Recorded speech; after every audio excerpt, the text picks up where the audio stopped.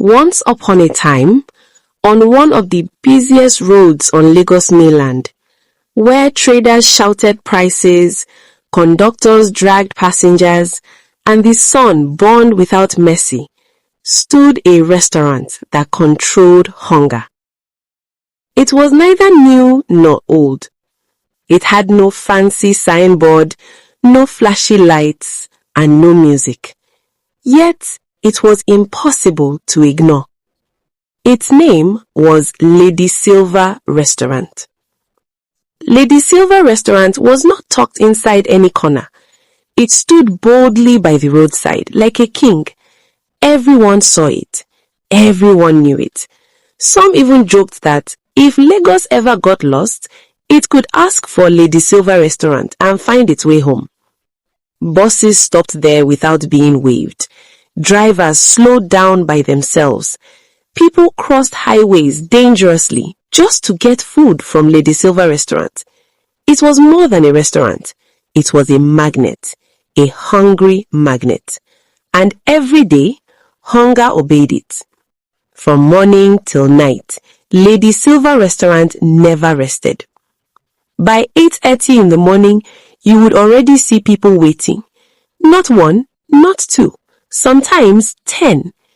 Businessmen in ties, market women with wrappers, school teachers, bankers, even young men with gold chains. Nobody cared who was rich or poor inside Lady Silva Restaurant. Hunger made everybody equal. By noon, the queue stretched outside the door and bent into the street. People held plates tightly, like treasure. They wiped sweat from their faces. They stared at the food like worshippers, looking at something sacred. Yet, no matter how long they waited, they did not leave. They complained, they hissed, they argued, but they stayed. It was as if something inside them whispered, "Wait, just a little more. You cannot leave without tasting it." Inside the restaurant, the display counter was the first thing anyone noticed. Not the chairs, not the walls, not the staff. The food stood proudly like royalty. A big pot of hot amala sat on the right. Steam rose gently from it. The server scooped it skillfully, turned it, folded it, and dropped it beautifully on plates. The pot never looked tired.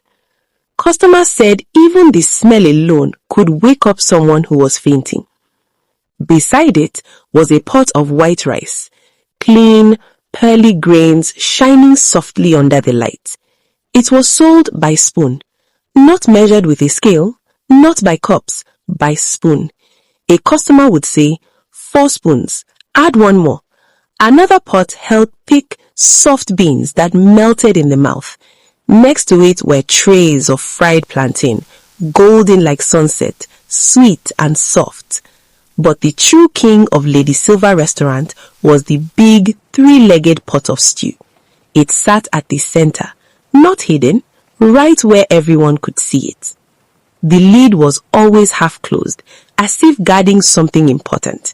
The stew boiled gently, not violently, just enough to draw attention. Palm oil moved slowly across the surface, red and rich. Pieces of meat filled the pot. Cow leg, pomo, shaki, roundabout, dry meat, goat meat with bones. Every piece was large. No tiny cuts, no stingy servings. Meat filled plates like celebration. Some customers joked, this stew alone is a full meal. Yet, no matter how much was served, the stew never reduced. That was the mystery nobody understood. Lady Silva Restaurant had many staff. Cleaners, washers, servers, cooks, runners, even boys who cut onions endlessly, tears in their eyes, but never complained. They laughed, they talked, they walked. But inside Lady Silva Restaurant, something else existed. There were rules. No one remembered learning. No one spoke about outside. Rules that lived only inside that place. The stew must never get to half. The pot must always stay full. If the meat reduces, more must enter. No one must open the pot fully. No one must stand alone beside it. No one must question anything. Nobody asked why. Even new staff obeyed without being told. It was as if the pot spoke directly to them. Shade was new. She was polite, calm, and hardworking. A village girl who came to Lagos with big dreams. At first, she thought everything was normal, but slowly she began to notice things. She saw how the cooks reacted when the stew level dropped. She noticed how quickly meat was added even when sales were low. She felt something was wrong, but no one spoke about it. Sometimes she wanted to ask questions, but fear stopped her. And every night when she went home, the thoughts disappeared, as if nothing had happened. Until morning came again, then the fear returned. One afternoon, everything changed. The heat was intense. The crowd was larger than usual. Cars honked outside, drivers argued, goats bleated, butchers walked quickly. Inside, the noise was overwhelming. Customers shouted, plates banged, arguments rose, yet nobody left. The stew was selling fast, too fast. Shade kept serving, but that day the meat supply was delayed. For the first time, the pot dropped lower than usual. The bottom began to show. People noticed. A man stepped forward and said, "Is the stew reducing?" A woman gasped. The head cook whispered urgently, "Shade, top it now." But there was nothing to add. The pot remained low. The atmosphere changed. The air felt cold. The noise faded. All eyes turned toward the pot. The lid moved slightly. A sound came from inside. Not boiling, not movement. Something heavier, something alive. Before she could react, the pot shook violently. The lid flew open. A massive python rose from the stew, its body covered in oil, pieces of meat hanging from its scales. Its tongue moved slowly. The entire restaurant froze. Then chaos began. People screamed, tables fell, plates shattered, food scattered everywhere. Some ran, some fell, some crawled. A child fainted. A woman collapsed. People vomited. Fear took over everything. Someone shouted, "Blood!" Another cried, "We have been eating from it." The crowd outside rushed in, then ran back in fear. Anger replaced shock. People grabbed anything they could find. They attacked the restaurant. The python moved quickly, disappearing into the shadows. The building shook. Walls cracked. Windows shattered. Fire started. Shade fell to the ground, crying. Everything she believed in collapsed before her. Within moments, the restaurant was destroyed. Dust filled the air. Silence followed.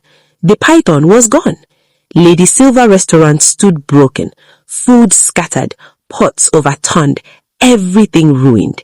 The same people who once loved the food now looked at it with horror.